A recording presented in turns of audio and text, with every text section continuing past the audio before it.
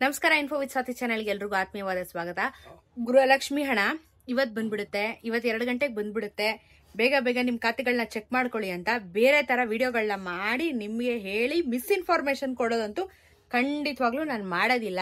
So ಇರುವುದನ್ನ ಇರಿದ್ದಂಗೆ ಹೇಳುವಂತದ್ದೇ ಈ info with Swathi channel. So ಸದ್ಯದ ಮಟ್ಟದಲ್ಲಿ ಏನಾಗ್ತಾ ಇದೆ ಅಥವಾ ಯಾವ ರೀತಿ ಬೆಳವಣಿಗೆಗಳು ನಡೀತಾ ಇದಾವೆ, ಈಗಿನ ಗೃಹಲಕ್ಷ್ಮಿ ಪೆಂಡಿಂಗ್ ಅಮೌಂಟ್ ಗಳ ಬಗ್ಗೆ ಅಂತ ಬಂದಿರುವಂತ ಕೆಲವೊಂದಷ್ಟು ರಿಪೋರ್ಟ್ಸ್ ಗಳನ್ನ ಅನಲೈಸ್ ಮಾಡಿ ಈಗ ನಿಮ್ಮೊಟ್ಟಿಗೆ ಈಗಿರುವಂತ ಕರೆಂಟ್ ಸಿಚುಯೇಷನ್ ಬಗ್ಗೆ ಮಾತಾಡ್ತಾ ಹೋಗ್ತೀನಿ. ಚಾನೆಲ್ ಸಬ್ಸ್ಕ್ರೈಬ್ ಮಾಡ್ಕೊಂಡು ದಯವಿಟ್ಟು ವಿಡಿಯೋನ ಕಂಪ್ಲೀಟ್ ಆಗಿ ವಾಚ್ ಮಾಡಿ ಅಂತ ಕೇಳ್ಕೊತಾ ಶುರು ಮಾಡೋಣ.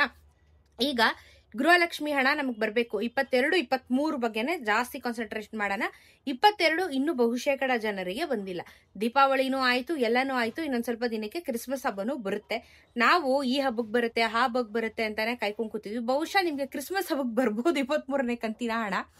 ಯಾಕಂದ್ರೆ ತುಂಬಾ ಜನಕ್ಕೆ ಇನ್ನೂನು 23ನೇ ಕಂತಿನ ಹಣ ಬಿಟಾಕಿ 22 ಕ್ಲಿಯರ್ ಆಗಿ ಸಿಕ್ಲಿಲ್ಲ. ತುಂಬಾ ಜನಕ್ಕೆ ತೊಂದರೆ ಆಗಿದೆ. ಮೊದಲನೇ ವಿಚಾರ ರೇಷನ್ ಕಾರ್ಡ್ ಕ್ಯಾನ್ಸಲ್ ಆಗಿರೋದು. ಎರಡನೇ ವಿಚಾರ GST ಪೇಯರು ಇಷ್ಟು ಎಕರೆ ಜಮೀನು ಇರಬಾರ್ದು, ಏನು 7 ಎಕರೆ ಇರೋರ್ಗು ಕ್ಯಾನ್ಸಲೇಷನ್ ಮಾಡಿದ್ದಾರೆ ಅಂತ ಹೊಸದಾಗ ಒಂದು ರೂಲ್ಸ್ ಬಂತು. ಸಿಕ್ಕಾಪಟ್ಟೆ ರೂಲ್ಸ್ ಗಳನ್ನ ಇಟ್ಕೊಂಡು ದಿನಕ್ಕೊಂದು ಡ್ರಾಮಾಗಳನ್ನ ಆಡ್ಕೊಂಡು ಸರ್ಕಾರ ಕ್ಯಾನ್ಸಲೇಷನ್ ಮಾಡ್ಕೋತಾನೆ ಬರ್ತಾ ಇದೆ. 23ನೇ ಕಂತಿನ ಹಣ ಇಷ್ಟು ದಿನ ಆದ್ರೂ ಏನಕ್ಕೆ ರಿಲೀಸ್ ಆಗಿಲ್ಲ ಅಂತ ನೀವು ಪ್ರಶ್ನೆನ ಇವಾಗ ಕೇಳ್ಬೋದು. 22 ಇನ್ನ ಬರುತ್ತೆ ಅಂತ ಹೇಳಿದಾರೆ, ಬಟ್ ಯಾವಾಗ ಬರುತ್ತೆ ಅನ್ನೋದ್ರ ಬಗ್ಗೆ ಗೊತ್ತಿಲ್ಲ. ಆದ್ರೆ 23ನೇ ಕಂತಿನ ಹಣದ ಬಗ್ಗೆ ಒಂದು ಅಪ್ಡೇಟ್ ಇವಾಗ ಬಂದಿರೋದೇನು ಅಂದ್ರೆ, ನಿಮ್ಗೆ ಈಗ ಆಲ್ರೆಡಿ ಗೊತ್ತಿರೋ ಹಾಗೆ ಗೃಹಲಕ್ಷ್ಮಿ ಅವರು ಒಂದು ಸಂಘನ ಕಟ್ತಾ ಇದ್ದಾರೆ. ಈ ಸಂಘದಲ್ಲಿ ಹೆಂಗೆ ಅಂದ್ರೆ, ನಿಮ್ಗೆ 50,000ದಿಂದ 3 ಲಕ್ಷದವರೆಗೂ ಸಾಲ ಕೊಡ್ತೀವಿ ಗೃಹಲಕ್ಷ್ಮಿ ಫಲಾನುಭವಿಗಳಿಗೆ. ನೀವು ಈ ಲೋನ್ ನ ತಗೋಬಹುದು, ನೀವು ಸ್ವಂತ ದುಡಿಮೆನೋ ಅಥವಾ ಏನಾದ್ರೂ ನೀವು ಪರ್ಸನಲ್ ಆಗಿ ಇದನ್ನ ಯೂಸ್ ಮಾಡ್ಕೋಬಹುದು. ಸಾಲದ ರೂಪದಲ್ಲಿ ಗೃಹಲಕ್ಷ್ಮಿಯರಿಗೆ ನಾವು ಇದನ್ನ ಕೊಡ್ತೀವಿ ಅಂತ ಹೇಳ್ಬಿಟ್ಟು ಒಂದು ಹೊಸ ಸಂಘನ ಕಟ್ತಾ ಇದ್ದಾರೆ.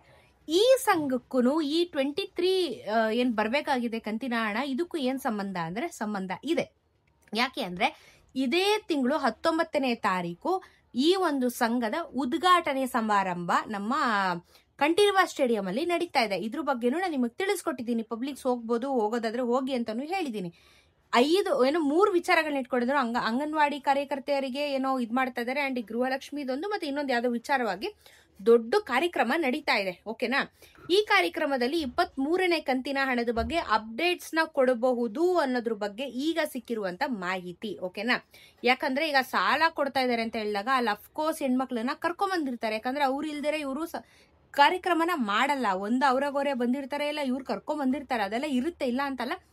ಆ ಒಂದು ವೇದಿಕೆಯಲ್ಲಿ ಸ್ವತಃ ಸಿದ್ದರಾಮಯ್ಯ ಅವರು ಅಥವಾ ಲಕ್ಷ್ಮೀ ಹೆಬ್ಬಾಳ್ಕರ್ ಮೇಡಮ್ ಅವರು ಏನಾದ್ರೂ ಒಂದು ಅಪ್ಡೇಟ್ ನ ನಮ್ಗೆ ಕೊಡಬಹುದು ಅನ್ನೋದು ಈಗಿನ ಬರ್ತಾ ಇರುವಂತ ನ್ಯೂಸ್. ಬಿಕಾಸ್ 23ನೇ ಕಂತಿನ ಹಣದ ಬಗ್ಗೆ ಇವರು ಫೋಕಸ್ ಯಾಕೆ ಮಾಡ್ತಾ ಇಲ್ಲ ಅಂದ್ರೆ, ಈ ವಿಚಾರವಾಗಿ ಇವಾಗ ಇವರು ಡೈವರ್ಟ್ ಮಾಡಿರೋ ಕಾರಣದಿಂದ.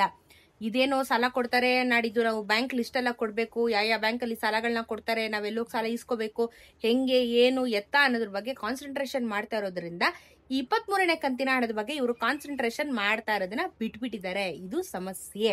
ಸೊ ಹಾಗಾಗಿ ಇನ್ನು ಎಷ್ಟು ದಿನ ಆಗುತ್ತೆ, ಏನ್ ಕತೆ ಅನ್ನೋದ್ರ ಬಗ್ಗೆ ಮಾಹಿತಿನ ನಮಗೆ 19ನೇ ತಾರೀಕೆ ನಮ್ಗೆ ತಿಳಿದು ಬರೋದು. ಅಲ್ಲಿವರೆಗೂ ಇಫ್ ಇನ್ ಕೇಸ್ ನಿಮ್ಗಳಿಗೆ ಹಣ ಜಮಾ ಆಗ್ತಾ ಇದೆ, ಅದರಲ್ಲೂ 22ನೇ ಕಂತಿನ ಹಣ ಯಾರ್ಯಾರಿಗೆ ಪೆಂಡಿಂಗ್ ಇದೆ, ಯಾವ ಜಿಲ್ಲೆಗಳಿಗೆ ಪೆಂಡಿಂಗ್ ಇದೆ, ಇಂಥವರಿಗೆ ಹಣ ಬಂದಿದೆ, ತಲುಪಿದೆ ಅನ್ನೋದಾದ್ರೆ ಬಹಳ ಸಂತೋಷ. ಬಟ್ ಬಂದೇ ಇಲ್ಲ ಅನ್ನೋರಿದ್ರೆ ಕಷ್ಟ. ಸೊ ನೋಡೋಣ. 19ನೇ ತಾರೀಕುವರೆಗೂ ಇವರು ಸ್ಟೇಟ್ಮೆಂಟ್ ನ ಕೊಡೋದಿಲ್ಲ ಅನ್ನೋದು ಮಾತ್ರ ಪಕ್ಕ. ಸ್ಟೇಟ್ಮೆಂಟ್ ಕೊಟ್ಟ ಮೇಲೆ ಅಥವಾ ಅಲ್ಲೇ ಅವತ್ತೇ DBT ಮುಖಾಂತರ ನಾವು ಟ್ರಾನ್ಸ್ಫರ್ ಮಾಡಕ್ ಶುರು ಮಾಡ್ತೀವಿ ಅಂತ ಹೇಳ್ಬಿಡ್ಬೋದು, ಗೊತ್ತಿಲ್ಲ. ಸೊ ಈ ಒಂದು ಸಿಚುಯೇಷನ್ ಅಲ್ಲಿ ನಾವೆಲ್ಲರೂ ಸಿಗಾಕೊಂಡಿರೋದ್ರಿಂದ ಇಷ್ಟು ದಿನನೇ ಕಾದಿದೀವಿ.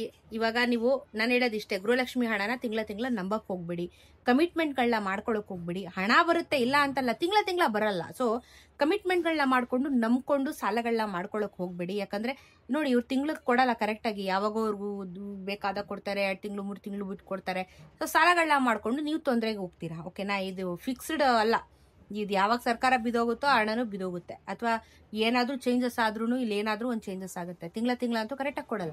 ಕಮಿಟ್ಮೆಂಟ್ಗಳನ್ನ ಮಾಡ್ಕೊಳಕ್ ಹೋಗ್ಬೇಡಿ, ಇವ್ರನ್ನ ನಂಬಿ ಅಂತ ಹೇಳೋದಷ್ಟೇ ನಾನು. ನಿಮ್ಮ ಹುಷಾರ ನೀವು ಇರಿ, ನಂಬಕ್ ಹೋಗ್ಬೇಡಿ. ಹಣ ಬರುತ್ತೆ, ಬಟ್ ಆಮೇಲೆ ನಿಮ್ಗೆ ತೊಂದರೆ ಆಗುತ್ತೆ ಲೇಟ್ ಆಗಿ ಬಂದಾಗ. ಸೊ ಅದಕ್ಕೆ ಹೇಳ್ತಿರೋದು.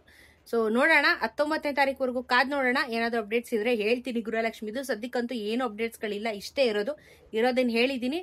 ಸೊ ಬಹುಶಃ ನಿಮ್ಗೂ ಅರ್ಥ ಆಗಿರುತ್ತೆ, ನಿಮ್ಗೂ ಅನಲೈಸ್ ಆಗಿರುತ್ತೆ ಅಂತ ಅನ್ಕೋತೀನಿ. ಏನೇ ಡೌಟ್ಸ್ ಇದ್ರು ಕಮೆಂಟ್ ಅಲ್ಲಿ ತಿಳಿಸಿ, ಅದಕ್ಕೆ ಉತ್ತರ ಕೊಡುವಂತೆ ಪ್ರಯತ್ನ ಖಂಡಿತ ಮಾಡ್ತೀನಿ. ಸಿಗೋಣ ಮತ್ತೊಂದಷ್ಟು ವಿಡಿಯೋ ಒಂದಿಗೆ. ನಮಸ್ಕಾರ.